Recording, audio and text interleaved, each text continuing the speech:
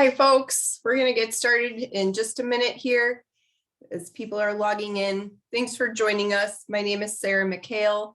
Today you are here to watch a webinar on native trees and shrubs for the home landscape. I work for the Land Conservancy of McHenry County. We are a nonprofit land trust located about an hour or so northwest of Chicago. So we're in northern Illinois. And land trusts, what we like to do are preserve and take care of land and also support the private landowners who want to do the same thing. So I suggest you find your local land trust, get involved with them, become a member. As a nonprofit, we depend on members, all land trusts do, to do the land advocacy work that we do. If you want to find your local land trust, go ahead and go to findalandtrust.org and type in your zip code. Okay, so today we're going to be talking about trees and shrubs that you can have in your yard. Okay, and we're going to talk about things from that are really, really tall to really small shrubs and everything in between. This picture that we're looking at here is a gorgeous old example of a 9-bark shrub, which is a great one. For privacy hedgerows, I like the straight native form of a 9-bark, very arching. It has really interesting bark, beautiful flowers in the summer. So yeah, we're just going to go through some examples like this. If you have questions, put them in the Q&A box. I'll look through that at the end and answer the questions then, and you will be sent this recording as well. Go ahead and get started. So we're just going to go through some basic things in the beginning. Why do we care about incorporating trees and shrubs into our yards? And there's a bunch of reasons there on the left that you can see. They're just beautiful. All right. They are going to add to your property value when done in the correct way. We're going to talk about that. But there's a ton of ecological benefits as well to having them in your yard, from pollinator supporters to birds. All different kinds of wildlife are going to benefit. And another reason why we care is because so many of our native trees and shrubs we have lost due to a variety of reasons, a lot of them having to do with development. So that map on the right there is a map of the county that I'm found in, so McHenry County, and the light gray is our historic oak woodland range. So in the early 1800s, what you see, sorry, I've got a crazy cat in here. What you see in light gray was covered in oak woods. Present day oak woodland coverage is what is left in the black. Okay, so we have less than 13% of our original oak wood coverage left today. So a lot of what we plant in our yard can try to replace some of that. And it's not just about the oak trees, it's about the trees that would have grown with them, and the shrubs and all the life that they would have supported. And the other thing that has happened is a lot of our wooded areas have been kind of overtaken by non-native invasive trees and shrubs. And that's just another thing that, that our native flora is having to compete with. And a lot of it are things that we plant in our yards on purpose. Like, we pay money. Okay, we go to the nursery and we pay money for these things and we plant them in our yards. And a lot of times, people don't know, they have no idea that these species are going to become invasive. And what I tell folks to do, if they want to know, like, is this an invasive species? Because yes, they do sell invasive species in retail nurseries, is just like stand there have your phone out, stand there at the nursery and Google it. So a lot of times, like here, this Norway maple, this is a great example. These are planted everywhere. The tag might not say Norway maple. It might say a bunch of different kinds of cultivated names, Crimson King, royal red, whatever. Somewhere on that tag, it's probably going to say a version of a Latin name. So Acer platanoides is like the straight species name for Norway maple. If you just type in whatever the Latin is on the tag and then put the word invasive after it. So Google that. So I would, if it said Acer platanoides crimson king, I would type that in Google and then with the word invasive after it. And that's going to bring you to a couple different websites like invasive.org, who are going to tell you whether or not you are potentially purchasing a non-native invasive species. Okay.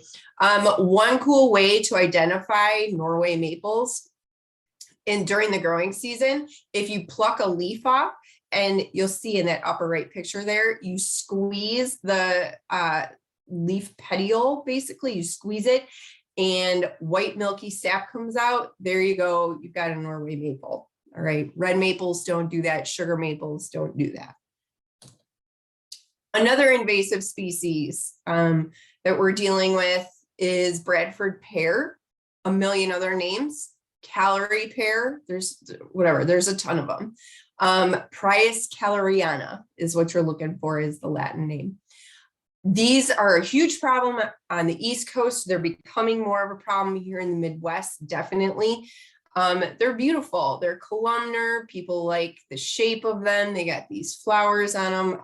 They smell really bad though.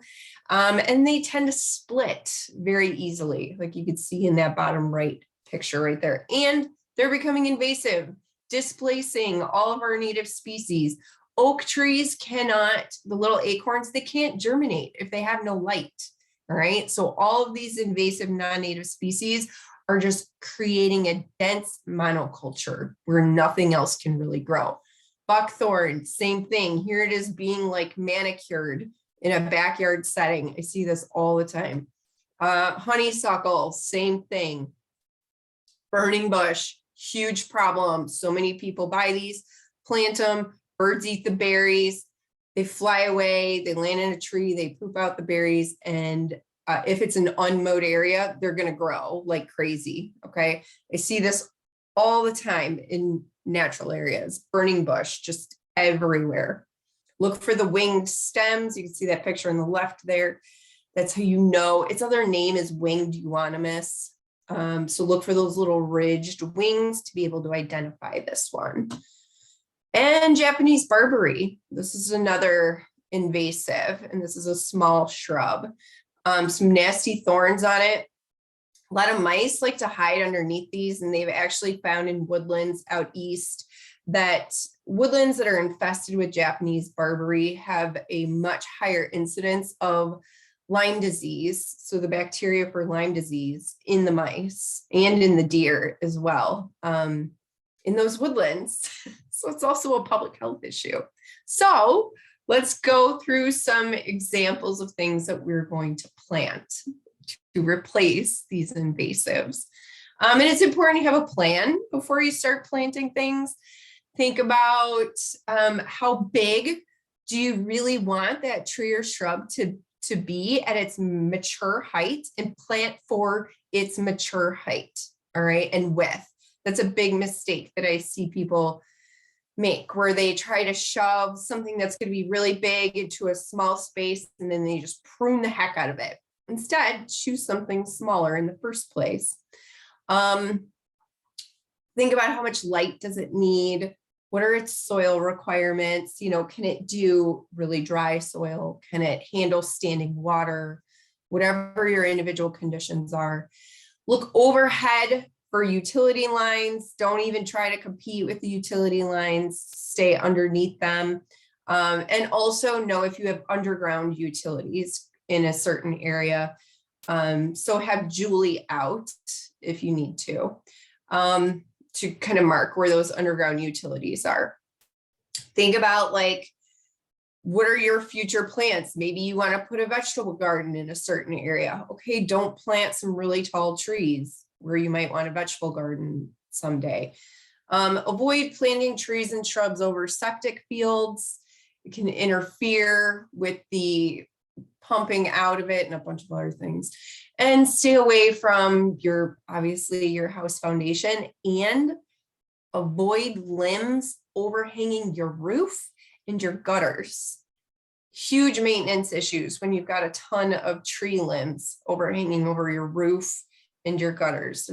There's a lot of issues that can happen with that. So you know what? Avoid it in the first place. And here's some basic spacing recommendations as well, for different sizes of, this is mainly applicable to trees, but under the small tree section can generally apply to some of the larger shrubs as well. All right, so for trees specifically, it's important to know that the majority of the root system is going to be found in the first couple feet of soil. It's really interesting when you think about that. And those roots are going to extend up to 2 times away from the tree. So you can see where that drip line is there. It's going to extend like twice the distance away from that. Now that's amazing when you think about it. And obviously in like a wooded situation, all of these roots are intertwining with each other, but it's important to think about when you're planting a tree, are the roots going to be running into, say, a driveway or a sidewalk or an area, even if it is grass, where you park people, like people park there all the time. You don't want cars driving over these tree roots that are, really only, they're within that couple feet of the top layer of soil. All right. So it's important to keep this picture in your head, especially when you're thinking about planting trees. All right. So we're going to start with some of the biggest things and work our way down to some of the smallest shrubs. So oaks are in the Midwest are keystone species. That just means they support lots of different kinds of life. All right. From fungus to birds to mammals to insects. I mean, everything, even amphibians and reptiles. Like there's lots of different things that depend on oak trees. So they're known as a keystone species. And as an example, they support over 500 different kinds of moths and butterflies in our area. That just means that there's over 500 different kinds of moths and butterflies that can lay their eggs on oak leaves, and the caterpillars are able to eat those oak leaves and go through metamorphosis and turn into the pretty adult butterfly or moth. Oak trees, there's an oak tree for almost every situation as far as like soil goes. Especially bur oaks are highly adaptable to like dryness or kind of wetness as well. They can get really tall and they can get really wide. And there's some that like it drier, like white oaks like to be a little bit upland and drier. Red oaks, they like a shadier situation if possible. They can withstand a lot of soil moisture variations as well. And actually so can swamp white oaks, despite their name. They can handle a wide variety of soil moisture as well. The thing with oak trees is they like a lot of light generally. So like I said in the beginning, those acorns are not really going to germinate unless they have light. Okay, so it's important to think about that when you're thinking about where you're going to be planting oak trees. All right, so this is a tree, Hackberry, that I commonly recommend as a parkway replacement tree, as long as you don't have overhead power lines, because this one gets pretty tall. They can handle some compacted soil, which is really important for a parkway tree. And they can also handle salt, which is another thing that a parkway tree has to be able to handle. And obviously in the last few decades, we've lost a lot of ash trees due to the emerald ash borer. And so a lot of municipalities now are undertaking parkway tree replacements, and hackberries are a great idea for that. if you're not dealing with power lines. It's another great pollinator supporter.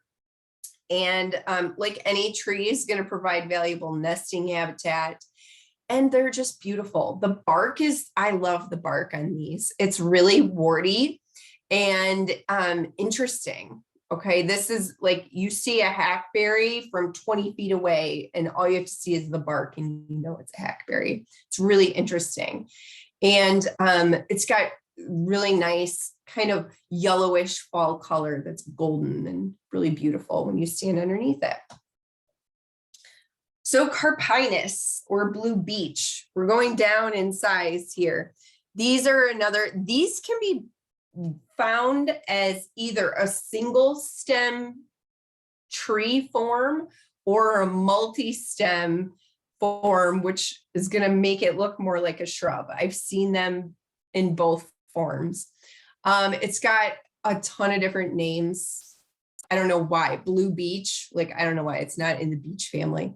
Hornbeam, musclewood, or some other names for it. Or you can just call it carpinus. That's like the least confusing one of all of them. A lot of pollinators supported by this plant here in our region. Really cool.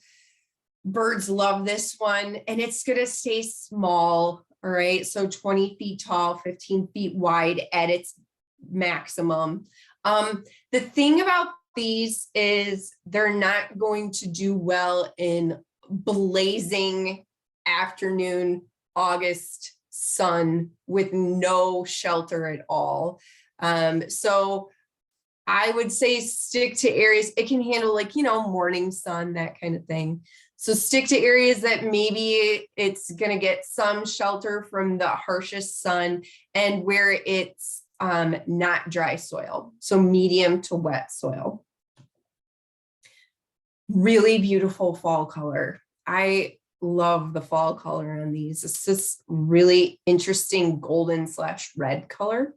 And the bark on them when they're mature, it's like sinewy, hence the common name of musclewood. These are really, really interesting. I love them. And then another one is serviceberry. I recommend this as a planting, like especially as like a specimen tree or shrub in somebody's yard. That just means like it's a feature, it's not all blended in and hidden in like a hedgerow or something. It's a specimen, and you can see why they're gorgeous. When they flower in the spring, April and May, they're absolutely beautiful. Again, tons of pollinators supported by these. Birds love them. Let me see here. Yes, good. I have a picture. Birds love to eat the berries on them. You can eat the berries too. My kids do that all the time. They love eating the berries on these. They taste really good right off of the tree. And again, really gorgeous yellow fall color on them. Let's see what else. Use them as a specimen shrub, but they can also be mixed in, to like a privacy hedgerow situation, or just like as a dappled understory tree in an oak woodland or oak savanna. They can be found as a single stem tree form, or they can be found as multi-stemmed. Okay, it really just depends on what you get from the nursery. I've got them planted in both forms. I love them either way. Okay. So in nature, these are found as an understory shrub in the woods, and they're not going to be okay with like really wet soil. So medium to dry soil is going to be their preferred growing condition. They can do sun, they can do shade. They're pretty adaptable that way. I just wouldn't put them where they're going to get really wet. Okay. Oh, so many insects use these as a host plant. It's like, think about this. This tree is going to be supporting things basically year round. Even in the winter, it's cover for birds to be able to sit in. So it's beautiful, it's adaptable, birds are gonna like it, bugs are gonna like it, you're gonna like the berries. Like, why would you not plant a serviceberry if you've got space for it in the correct conditions? All right. And then there's hazelnuts. I can't say enough about hazelnuts. Now, this is sometimes a hard shrub for me to sell to people to get them to understand how awesome they are, because they don't have crazy big showy flowers on them. Let me show you the flower. Okay, so that's like a giant blown up picture of the flower. You can see in the bottom right corner there, that's my hand like behind a stem, and it shows you that's how big the flowers actually are, which to me is kind of the appeal. They're just doing their thing. They don't have to be huge and showy. Again, big pollinator supporter. Who knew? You don't have to have big showy flowers. Again, butterflies and moths able to lay their eggs on these leaves. Lots of things like to nest in them. Lots of birds like to take cover in them. Squirrels like to eat the actual hazelnuts. I like to use these both just kind of scattered and planted in like a savanna or wooded area. They could do full sun. They could do shade. They could do a wide range of soil conditions too, from dry all the way. I've seen them growing on the edge, like upper edge of wetlands. So they've got a huge wide range of growing capabilities. 12 feet tall, 12 feet wide. They don't aggressively sucker. They are going to like form thickets over time, which makes them great for a privacy hedgerow. This is a picture from a yard in Algonquin where the person had made kind of a privacy hedgerow with hazelnuts in the back. And you do get actual hazelnuts if you plant more than one. So usually I like to plant at least 3 of something, especially with these wind pollinated species. So what happens is in that bottom right picture there, you can see the catkins dangling down. That's the male part of the shrub. So when you like flick that, sometime in like, I don't know, the next 4 to 6 weeks, you flick the wind will blow those catkins and pollen puffs out. And those pollen grains float away through the wind to the next hazelnut shrub, where those tiny little flowers grab onto that pollen grain. And that is how it gets pollinated. So it's wind pollinated. So you need more than one hazelnut in order to get pollination to happen. Those nuts are going to be green like that in like August. And that's when the squirrels start taking them. That's what happens in my yard. They're going to be ripe around September at some point. Okay. I love them. Gorgeous fall color, especially out and if they're in full sun, they're going to get the deepest, richest gold, orange, red color. I've got some of them that are just like this really deep red, and then some of them that do this kind of orange thing. It's beautiful. All right. Elderberries. Again, another one that's like a medium 12 feet by 12 feet mature height. These are going to sucker like crazy. And so instead of planting it in a situation where you don't want that, a sucker is like all of these little offshoots of new elderberries kind of coming out from that main shrub.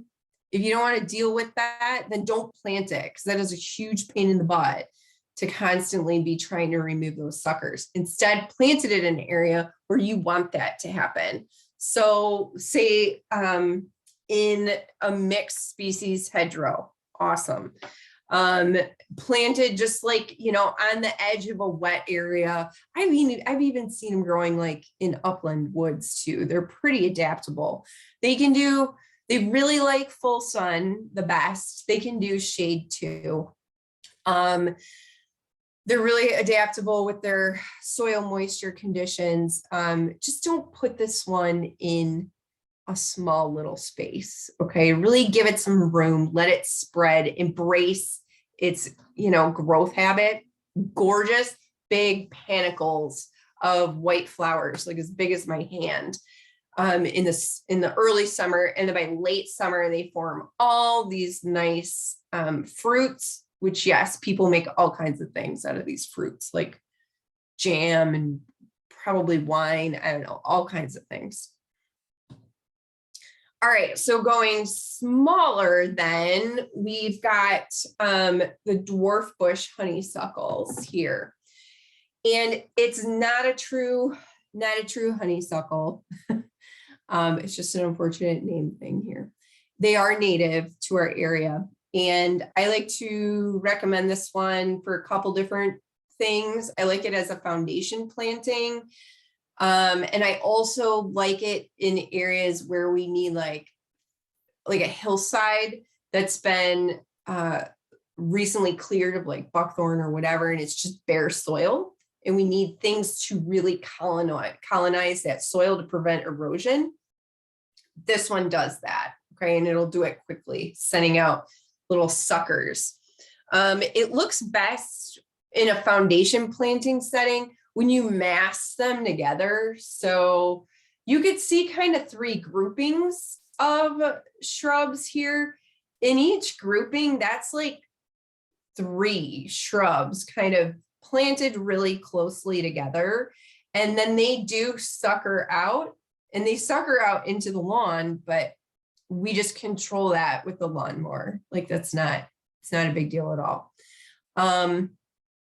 They get, let's see, they're small, 4 or 5 feet tall. So this is a really nice one to use as a foundation planting, especially where you don't want to block windows. Okay, that's nice. And you can prune them. I do like every other year or something, I'll prune them, but you don't have to. I just cut them all the way down. I don't know, maybe like a foot off the ground or something. I just cut them down. So they're really easy to do. You don't have to like know how to actually prune stuff to be able to do it. Pretty little flowers in the early summer. They're not super showy flowers. I like them. Bees really like them. Okay, so you'll get all different species of bumblebees getting nectar out of these. It's really cool to watch. And then one of our smallest shrubs is going to be New Jersey tea. And okay, I've got like a love-hate relationship with this shrub. All right. Love it because A, it's gorgeous. I mean, look at that. Look at those white blooms. Super pretty. Love it. Reason number 2, it's a pollinator magnet. Like when this is blooming at the end of June, beginning of July, it is insane how many just different varieties of insects are all over this. It's crazy to watch it. And I get way up close, like I stick my face right up there next to the blooms, and these, they don't care about me. None of the bugs care. So there's just awesome, those blue-black wasps on them. There's gnats on them. There's beetles, like there's everything. It's really amazing to watch. Butterflies, everything. Okay, and they're really great for small spaces because they're a small shrub. They don't crazy sucker all over the place. They're pretty well behaved, except for the fact that sometimes they're just going to randomly like die back and not grow for that year. I've had this happen multiple times. Part of it is rabbits will kind of girdle and chew on the base, of them over the winter. I've had that happen. Whatever, not a huge deal because I planted a bunch of them, but then it just kept happening. And I'm like, all right, fine, whatever. Other plants overtook that space and I didn't freak out about it. And then I noticed like a year later, the little stub that I thought was dead from the New Jersey tea just started to resprout. And I started to do that on a bunch of other ones too. And I'm like, all right, awesome. Apparently you're not dead. And they grew back fine. and bloomed beautifully. And then the next year they didn't. So they're a little fussy. My point is, just don't plant it in a spot where it's going to be a major focal point. Okay. Plant it, in and amongst some other shorter plants that'll just kind of overtake its space in the years where it's not growing wonderfully. So it's not reliable from year to year. You just gotta, with this one, you just gotta embrace that if you're gonna plant this one. I think it's worth it because it's beautiful. Full sun to part shade it can do. It likes it on the dry side. Okay, don't put this where it's wet. Dry to medium soil is where it's going to be the happiest. This is one you would find out in nature in like really, really dry, open prairies. Okay. Okay, so then some growing tips and care tips for trees and shrubs. And I'm sure you guys have all seen this volcano mulch situation that's commonly done by landscape, certain landscape companies. Don't do this. Like, it's fine to use some thin layer of mulch around your new trees or shrubs. Just leave some space, like pull the mulch away like 3 inches or so from around the base of the newly planted tree trunk, or the stems of the shrub. Give it some space. You can have a thin layer of mulch around it if you want to. This just does a lot to harm the tree. It's going to just cause it to heat up, and it can actually burn the bark. Rain just like runs right off the side of this like really steep volcano slope there of mulch. So water isn't necessarily getting in there. Roots are just like growing up into the layer of mulch instead of spreading out laterally, which is what you want to happen. It can trap, moisture up against the bark, can lead to disease, all kinds of stuff, whatever. Don't do the volcano mulch situation.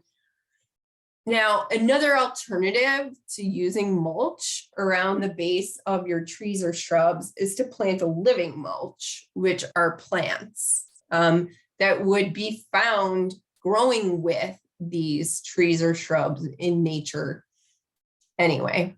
And one that I like to use is wild strawberry. So these, I think it's 3 plants that I'm going to tell you to use potentially as a living mulch around the base of your trees or shrubs, have to be able to handle sun or shade, right? Because in the beginning, that tree or shrub is going to be really small. And these plants need to be able to handle that sun. But eventually that's going to grow up, it's going to be big, and it's going to be providing actual shade. So your living mulch or your ground cover underneath them needs to be able to handle that. It needs to be able to handle dryness too, or wetness, because that could happen in the very beginning. So these 3 species that I'm going to cover here are able to handle all those situations. So we've got wild strawberry, gorgeous in the summer, in the fall. Yes, you get cool little wild strawberries. It makes beautiful little white flowers in June, and then sometime around July or August or something, you're getting little strawberries, probably July, not August. It will spread out by runners, and you could see in that red picture there at the bottom, all the runners. If the runners are spreading somewhere you don't want them to, you just rip the runners out. Totally not a big deal. Like, that's what I do with that flagstone path there, where I like route the runners into the cracks of the flagstone. And over time, they've just established themselves in there. Awesome. I'd rather have strawberry growing in there instead of thistle or creeping Charlie or something. These are a huge pollinator supporter as well. So lots of different insects are able, and you can see in that picture on the left there, how kind of chewed up some of those leaves are. That's what you want to see. Insects are using this. Okay. They're using it. They're being supported. They're eating it. Perfect. That's what we want. So it's not just the tree or shrub, it's what underneath it that counts too. Over time, these trees and shrubs, they develop a relationship with the native plants that they've lived with for thousands of years, you know, out in nature. They have a community that they've developed, and they have a relationship through fungal connections in the soil where they actually help support each other. If you have lawn grass underneath your tree or shrub, like lawn grass, let's say Kentucky bluegrass, is native to Eurasia somewhere, not Kentucky, definitely not up here in the Midwest. So there's no relationship between lawn grass and trees and shrubs. You put something like wild strawberry in, and there is. So these plants are actually going to be helping to support your newly planted tree or shrub, and they look beautiful. Violets, this is another one. Use this as a ground cover underneath your tree or shrub. They can handle shade, sun, whatever, all different conditions, okay? If it's super dry soil, they're not going to be okay in full sun, you know? So if you've got really dry soil, I'd say stick with the strawberry because they can do fine with that. And then we got Pennsylvania sedge. That's the like flowy grass looking thing in the picture. And I have it planted next to New Jersey tea. All right, so I'm doing an experiment with that because I read that rabbits don't like to stick their faces down inside sharply edged sedges. So I'm like, hey, maybe this will keep the rabbits away from my New Jersey teas. And I think it's been 3 years now. And so far these New Jersey teas in this spot are hanging on and they're doing fine. I feel like 3 years is not long enough to declare success though. So we'll see. But anyway, regardless of the New Jersey tea situation, Penn sedge, awesome. Very, very beautiful. Especially when you mass it around a newly planted and do it as an underplanting around trees or shrubs. So instead of mixing violets and strawberries and sedges, when you do it as a solid species planting, it looks really, really beautiful. And when you step back and look at it from a distance, it's not that different looking from lawn grass. Okay, so if you're trying to maintain a certain look, this is going to do it for you. And historically, in our oak habitats, Pennsylvania sedge would have been kind of like the backbone, basically, of that ground layer on the habitat, and other kinds of sedges too. This is just one example. So when you're planting these, you're like healing the soil in some way. And like you plant this underneath those hazelnuts or the serviceberry or something, and you're like reuniting old friends, basically, when you plant them together. They would have been growing together for thousands of years anyway. Oh, and here's what Penn sedge looks like. This is what it looks like now. I mean, I took this picture in early April one year, but this is pretty much what it looks like now. So you could see how it's not that different, you know, from surrounding lawn grass. And this is an area that these people did this because it's the side of a hill and it's under an oak, and their lawn grass just wouldn't grow. And the side of the hill was like starting to erode away because the lawn grass wouldn't grow, and it's their front yard. So they just planted really densely, at least one Penn sedge per square foot, and they plugged it around that oak. And now it's going to benefit the oak. It's going to benefit the way their yard looks. It's going to help trap stormwater as it's running down that hill, because these sedge roots are super fibrous. Okay. So it's a win-win, like all the way around. All right. So when you're actually planting your tree or shrub, one of the most important things I think is to not plant it too deep. All right. That's a common mistake that people do, is they plant it too deep and to where like the top level of the soil surface of the tree or shrub with like the planting medium is like below the surface of the soil. You don't want that. If anything, you want it a little bit higher, just a tiny bit higher, because it's going to settle over time as you're watering it too. And just really dig a nice wide area around it and kind of, loosen up the soil around it so that these roots are really able to spread out laterally. And then you can just kind of gently ferment just a little bit, okay? And it's important to, cage them, especially if you've got rabbits or deer or whatever. Cage them for the first few years, and watering is really important. And I say water for a few times a week for the first month and then monitor after that. Let me tell you, if we continue in the current drought situation, so we've been in a drought since like last April or something where I live in Northeast Illinois, and we're still considered in a severe drought right now in McHenry County. If this happens again, like we're just newly planted trees and shrubs like planted last year, I'm going to water them occasionally this year, and not just like sprinkle it with the hose, like really give it a deep soaking all around, even kind of out, not just immediately around the trunk, but a little bit further out as well, because hopefully those roots have really started to spread out laterally. Okay. So really you just got to monitor the situation as far as is it a drought or not. All right. So we've got a couple different programs for people. So there's the Conservation at Home program, which was started originally by the Conservation Foundation. And so it's all around the Chicago area. There's a land trust doing this somewhere. If you want more information, you can't find who's doing this, just email me and I'll point you to them. In McHenry County, we run it and it's a site visit. So I come over and we walk around your yard. I don't care if you don't have a single native plant or tree in your yard right now. If your goal is to get some in there and you don't know where to start, awesome.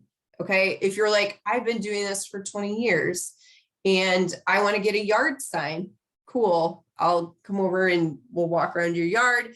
I'll answer questions if you need that. And then, yes, if you've got some native plants in your yard and you're working on removing invasives, they don't have to be 100% out. I understand that it's always an ongoing process. Then you get a little yard sign. We send you some extensive follow-up information from whatever we covered. And then we act as like an ongoing consultant. Like we want to answer your questions and be there to support you.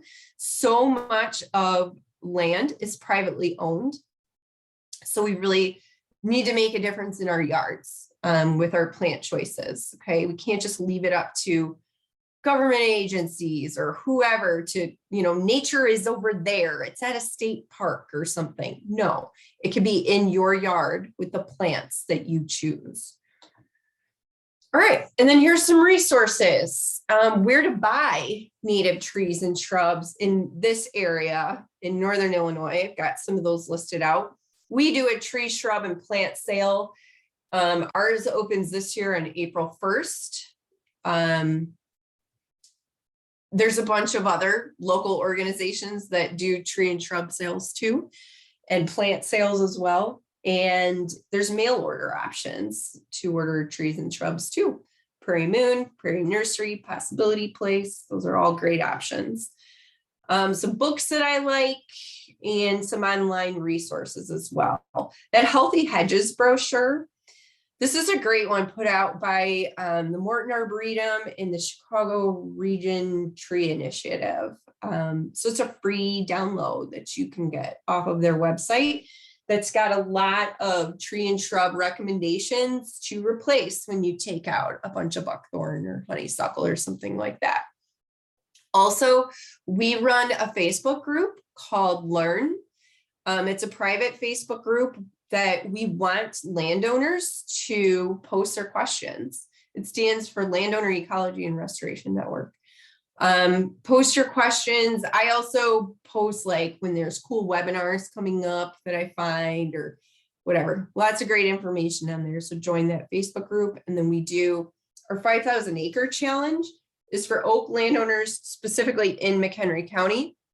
We're trying to reach 5,000 acres of cared for oak woodlands here in the county. And we're asking folks to help us get to that number. We're currently around 4,250. So we're getting closer to reach our goal. No property is too small to submit to that. All you have to be doing is something to care for your oak woods. You're working on removing invasives. You are working on planting some native plants or trees or shrubs in there. Maybe you burn it sometimes. Awesome. Okay, you've just got to be doing something. That's how we classify cared for oak woodland. So enter your acres into our at that 5000acres.com website. Enter your acres of cared for oak woodland. I don't care if it's a quarter of an acre, put it in there. And you get a free 6-month gift membership to the Land Conservancy, which is cool. You get a 10% discount at our plant sale. If you want to have me over for a site visit, you get to do that at the member rate, which is $35 versus the non-member rate, which is $75. So check that kind of stuff out. Okay.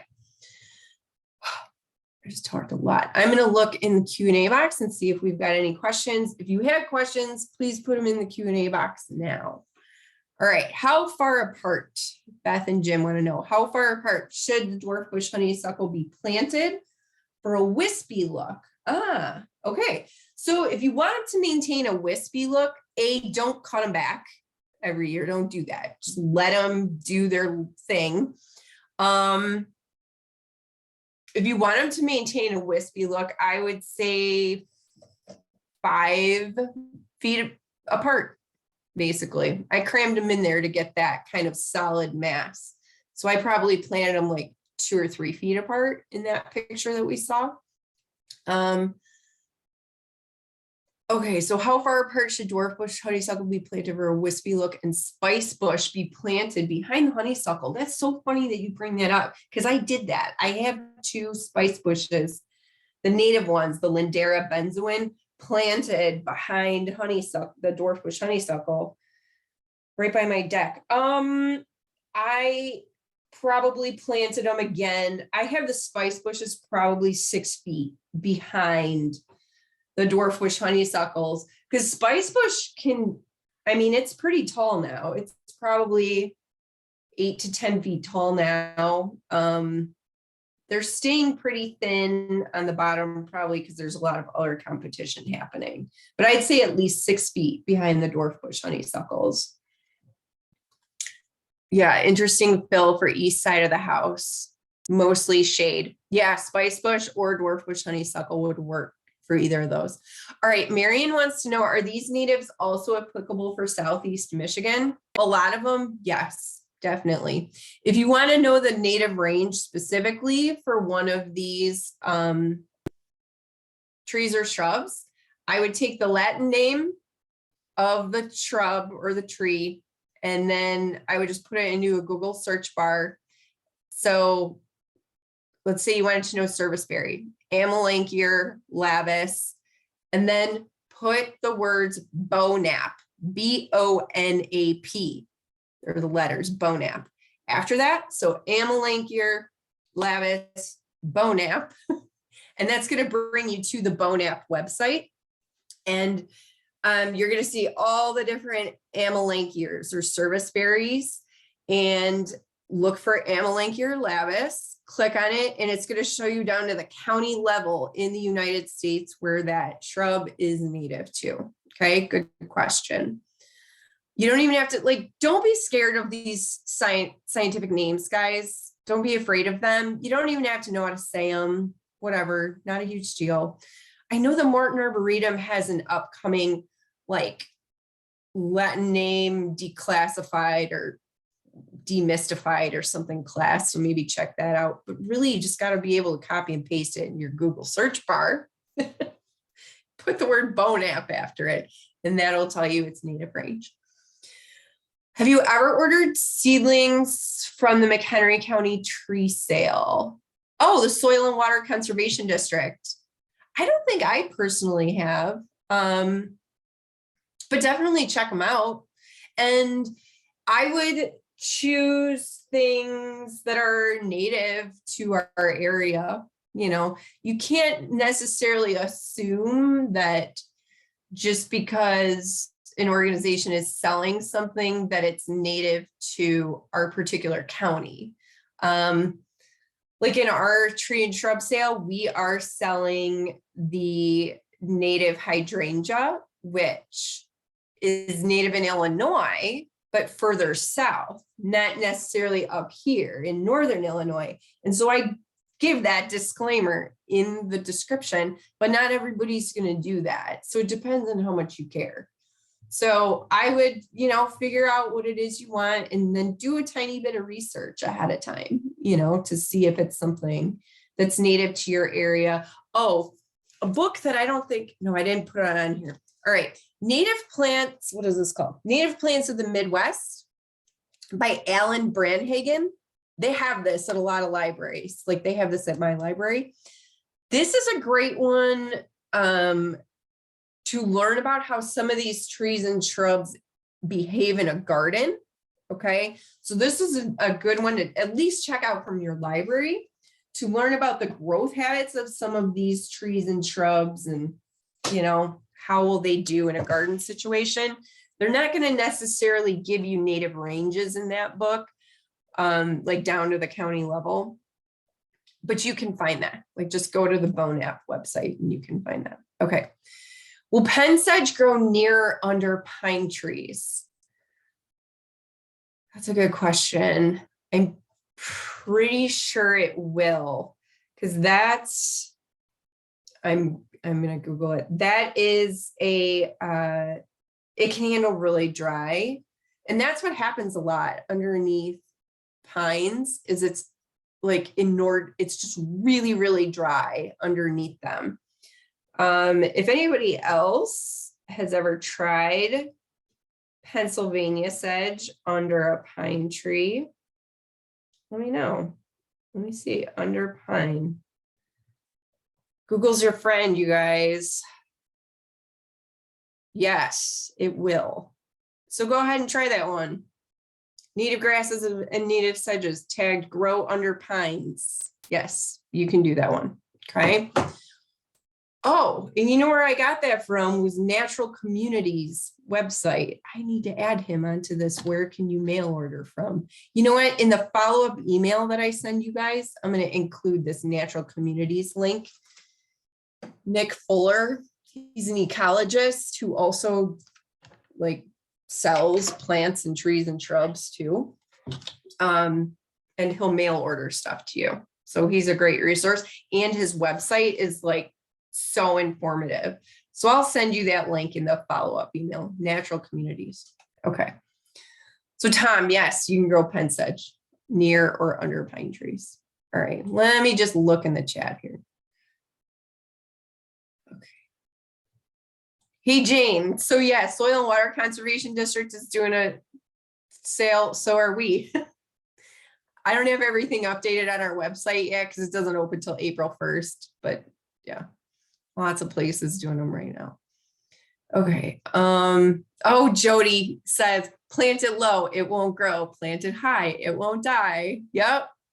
Yep. I heard that just the other day. Somebody was saying that. Okay. Do you need a different variety for hazelnuts to fruit or just a second of the same plant? You just need, I would do 3 of the same species of hazelnut. Okay, so Corylus, what was it? Probably Americanus or something. I don't remember, whatever it was. Same species. You don't need different weird cultivated varieties of them.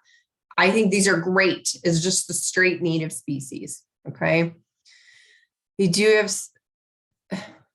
okay, Jane's really pushing this Soil and Water Conservation District sale. They do have, we're going to be selling serviceberry too. Lots of places are selling serviceberry. We're selling the native serviceberry. Okay. Awesome. Okay. I'm just making sure there's not a question in here. All right. Okay. So I think I got it all. Let me just make sure. Sylvia, which are the best evergreens to plant? All right, Sylvia, I can't answer that question because technically where I live, there are no native evergreens, and it's just going to depend. There's so many things that are going to depend to be able to answer that.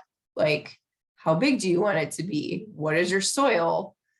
Because a lot of evergreens really like it super sandy. So there's a lot of things that I would need to hear to be able to recommend that. And I'm not an expert on evergreens just because they're not native where I live in my county. Okay, I think I got them all answered. You are going to get this recording sent to you. If you've got questions, just respond, when I send that recording out. Otherwise, thank you guys so much for watching today. Find your local land trust, nonprofit, reach out, become a member, volunteer, get on their e-newsletter list, whatever. You guys have a good day. Thanks for watching, everybody. Bye.